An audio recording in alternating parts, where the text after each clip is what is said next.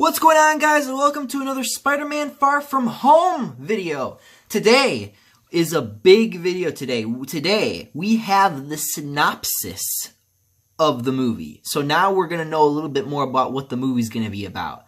I have written a couple things down, got an article here that I'm going to read to you guys briefly, and then we're going to talk about it. And, let you know what I think about it. I might kind of stop in between paragraphs and just kind of talk. But let's go ahead and get into this. So, this was written by Cameron Bonomolo?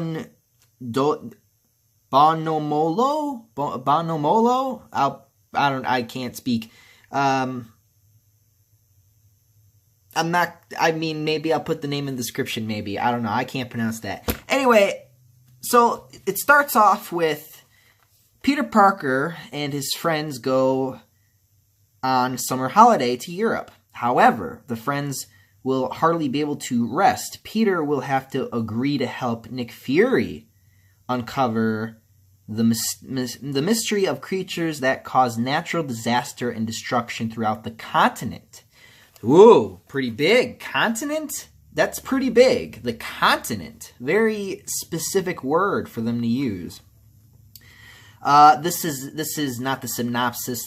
This next part is just a little bit of what happened at the convention in Brazil. The Brazil's CCXP convention over the weekend showed the super spy sedating Ned and quietly recruiting Parker to help battle elements or creatures composed of sand, water, and fire.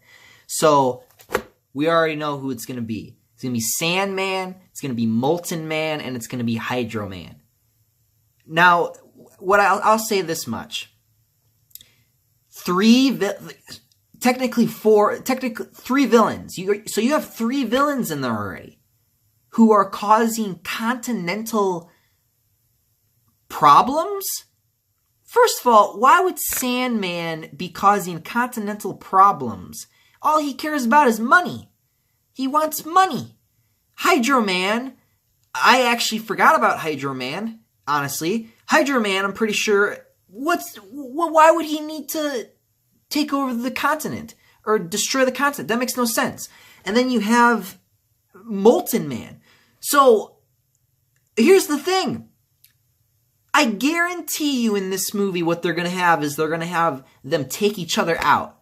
Think about it. Sandman, what could they do to him? They could have Hydro Man spray him or something, and guess what? He's mud. Or you could have Molten Man, like, evaporate frickin' Hydro Man. You know what I'm saying? Like these combinations are so disadvantaging to the opponents. Like, the bad guys are at a disadvantage here by working together. Why would they ever work together? I don't think I've ever seen these three enemies work together. Ever. Maybe like two at most. Never all three of them. Never, no. Absolutely not. That makes no sense. Alright, so going back to the article. Parker, who left his Stark-crafted Spider-Man suit at home to enjoy his overseas vacation with his friends. Okay, that's another thing. Why would he ever take a break from being Spider-Man? There is no taking a fucking break. There is no taking a break. You're not taking a break as Spider-Man. He would take his fucking costume with him. It doesn't matter. And you could have had funny moments where he's web-slinging in, like, Europe, and then he's saving people who he can't understand a word they're saying. You know what I'm saying? Like, you could have had fun with that. Instead, you give him this stealth suit, which I should obviously start talking about. Oh man, is supplied with a stealth suit and must team with new superhero Mysterio, who is also backed by Nick Fury and S.H.I.E.L.D. What the fuck? How is Mysterio a superhero? He's always been the bad guy. Why is he a good guy now? First of all. Second of all, why is he a superhero? He has no powers. He uses optical illusions. He is not even a super villain. You couldn't even call him a supervillain. He's just a villain. Like, a lot of the opponent, like, not a lot, but there are enemies of Spider-Man's that don't have powers. Dr. Octopus don't have powers. All he has is his metal, his tentacles. Mysterio, he just uses optical illusions. And that's just to name a few. Like, I don't understand. Superhero. And that's another thing. Superhero. Why is he the superhero? That doesn't make any sense to me. Why would Nick Fury directly need his help? Which we're going to get to here. Moving on. There are these threats. Okay, so go back, Mike. To halt the destructive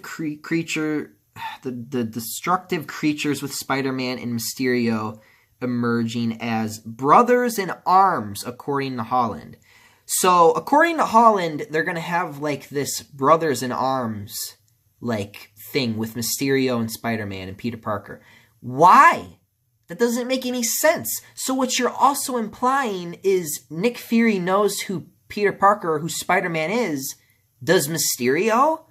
Because if he turns out to be the bad guy in the end, guess what? That would be two villains that know who he is. That is dangerous. I don't understand. Alright. There are these threats to the world, the elemental creatures, and Mysterio is someone who knows about them. Mysterio knows about them. These three strangers who don't even know each other. He knows them? That is the most ignorant, stupidest thing I've heard. Because I read the comic books, that's why.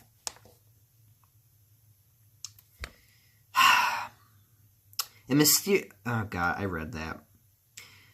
And Mysterio is someone who knows about them and wants to make sure that the world is safe from them. Gyllenhaal revealed. So that was Gyllenhaal saying that. So yes, Jake, that guy's gonna be Mysterio. Okay, cool. But here's the thing: is I don't like this already. I'm more than halfway through this article, and I do not like this plot already. It doesn't make any sense. It is not comic book accurate, and it is irritating me. It is just, I don't get it. And Nick Fury asks him to come on and help because he's the only one who understands them. So you just said that twice. You said that twice.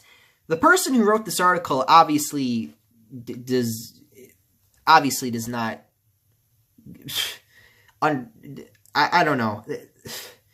He keeps using that word. Oh, he understands them. He understands them. How does he understand them? Are they gonna do it where it's like maybe they're brothers or they know each other as friends type of thing? That's the only thing that I can try to like put in my head. But the comic book part of me is saying no, don't do that because they shouldn't know each other. Period. Mysterio, Molten Man, Hydro Man, Sandman shouldn't barely know each other in the reality of this. And again, it's changing for the sense of changing, and I do not like that. And then this is the best part. And then he teams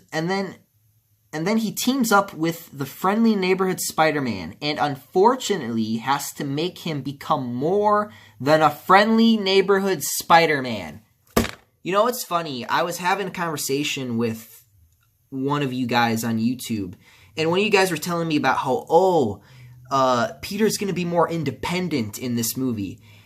Based on the synopsis that I just read, no, he's fucking not. He's not. You're going to have Mysterio. Say that again. Mysterio is going to teach Spider-Man? What? What are you talking about? That makes no sense. Mysterio is supposed to be the bad guy. He is supposed to be the bad guy. Why does he need to teach Peter Parker Spider-Man anything? This is my biggest problem with the MCU. Okay, fine. You had Iron Man. I get it. Iron Man was like the face of the MCU. Notice how I said MCU, not Marvel Comics, because Spider-Man still is the face of Marvel Comics for Marvel. That is how it probably will always be. Okay, that's never going to change. But the MCU, Iron Man. Iron Man, Iron Man, Iron Man, Iron Man. And I did the math a couple days ago. Iron Man has been in like 10 movies. Like he's been in a lot of movies. Like, it's crazy how many movies he's been in. He's been in Iron Man 1, Iron Man 2, Iron Man 3, the Avengers movies, like all 4 of those movies, and then Spider-Man Homecoming, Civil War. Like, there you go. That's a huge list. And he's been in like all of those movies. So, again, I get it why they did what they did with Spider-Man with Iron Man, but now they're going to do it with Mysterio? What are you talking about? Mysterio is supposed to be the bad guy. Spider-Man shouldn't be taking any tips from Mysterio other than to beat him. Other than that, that makes absolutely no logical sense why they're doing this. It doesn't make any sense. Iron Man, it made a little bit more sense, but Mysterio, no. Doesn't make sense. And honestly, they have too many villains. You remember when Spider-Man 3 came out and everyone was saying, oh, new Goblin, Sandman, Venom, we got too many villains. And a lot of people like to make the argument that that's the reason why that movie failed. No, the movie failed because Sony tried to force Venom in the movie. That's why that movie failed. And honestly, Sam Raimi was happy enough to shoot himself in the foot to just be like, forget it. I had a good run type of thing. Because then at that point, he was just having fun with the movie. He didn't even care anymore at that point. But this is like Marvel. Listen, this is a one movie. Okay, I understand that you have this big cinematic universe, but really, you're gonna put, let's say hypothetically, 3 villains.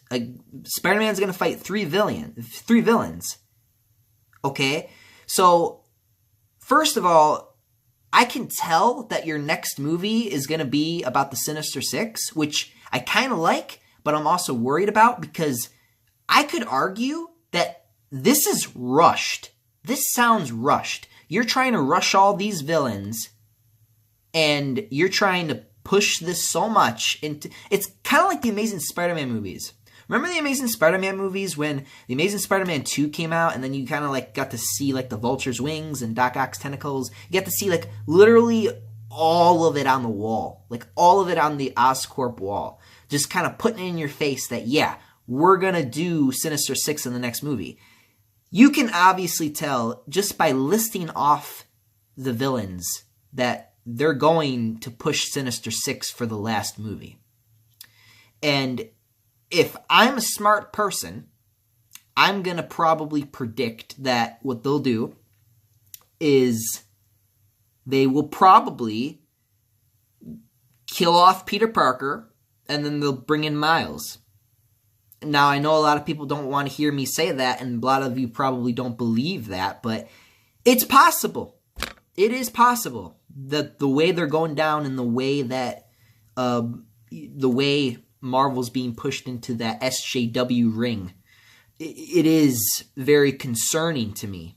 Because like I said, after Avengers 4, after Avengers 4, I'm done. Like, I don't really want to talk about Marvel too much anymore. That's not a video game or a comic book or anything like that. I don't really care about the MCU anymore. Because this is just getting ridiculous.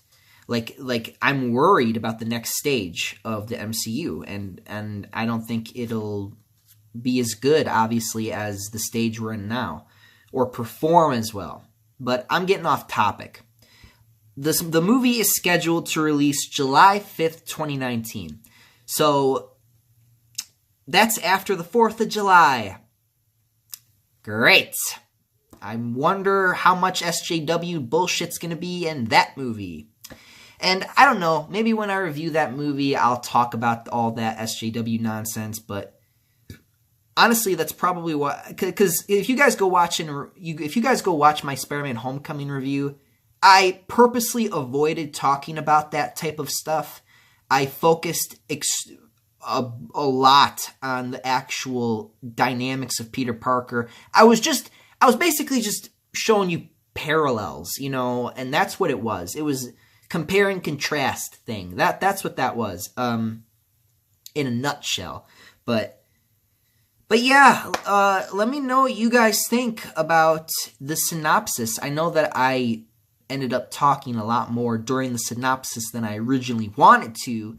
I'm going to see if I will put the link in the description for the article so that you guys can read it. I'll also put the name of the writer in the description so that you guys can see that too. And I like doing these article videos. I just hope the next article video I do is not exponentially long. But anyway, I hope you guys enjoyed this video. This is a bit of a long-winded video. I did not expect it to be so long, but you know, it's big news. It's what we've been waiting for a while, or at least some of us.